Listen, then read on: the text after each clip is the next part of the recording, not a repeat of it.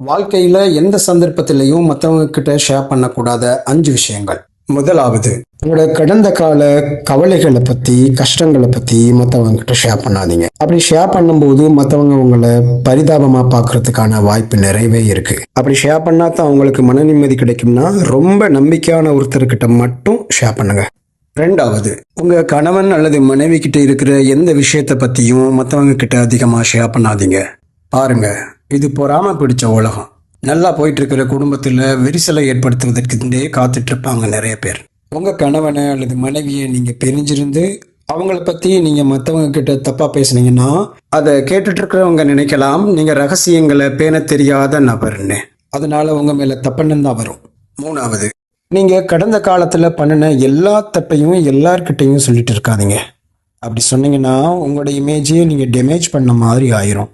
அது மட்டும் இல்லாமல் சில நேரங்களில் நீங்கள் அப்படி சொல்லும்போது அதை கேட்டுக்கிட்டு இருக்கிற ஆளும் அதே மாதிரியான தப்புக்களை நம்ம சாதாரணமாகவே செஞ்சிடலாம் அப்படின்னு எண்ணம் தோணலாம். தப்பான வழியில் போகிறதுக்கு உங்களை முன்னுதாரணமாக அவங்க எடுத்துக்கிட்டாங்கன்னா மற்றவங்க தப்பான வழியில் போகிறதுக்கு நான் காரணம் ஆயிட்டேனே அப்படின்னு நினைக்கும் போது உங்களுக்கு மன நிம்மதி இருக்காது. நாலாவது, உங்கள் பண விஷயத்தை பற்றி நீங்கள் எல்லார்கிட்டையும் ஷேர் பண்ணாதீங்க.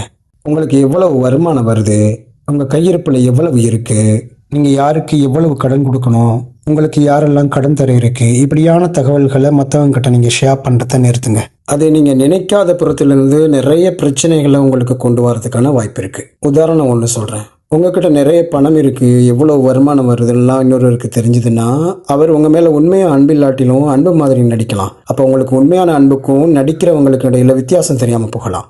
இது ஒரு சின்ன உதாரணம் தான். அஞ்சாவது, உங்களை பற்றி உங்களுக்கு மட்டுமே தெரிய வேண்டிய ரகசியங்களை நீங்கள் உங்களுக்கு ரொம்ப நெருக்கமானவங்ககிட்ட கூட ஷேர் பண்ணாதீங்க. அது உங்களை பலவீனப்படுத்தும். மனிதர்கள் அடிக்கடி மாறக்கூடியவங்க. எதிர்காலத்தில் உங்களோட இருக்கிற நெருக்கமான அந்த உறவு அல்லது அந்த நட்பு உங்களுக்கு எதிரியாக மாற வாய்ப்பு இருக்கு. நடக்கலாம், லைஃப்பில் எதுவும் நடக்கலாம். அப்படி நடக்கும்போது உங்களோட அந்த ரகசியத்தை வச்சு உங்களை மிரட்டுறதுக்கு அல்லது உங்களை எதுவுமே செய்ய முடியாமல் பண்ணுறதுக்கான வாய்ப்பை ஏற்படுத்தும்.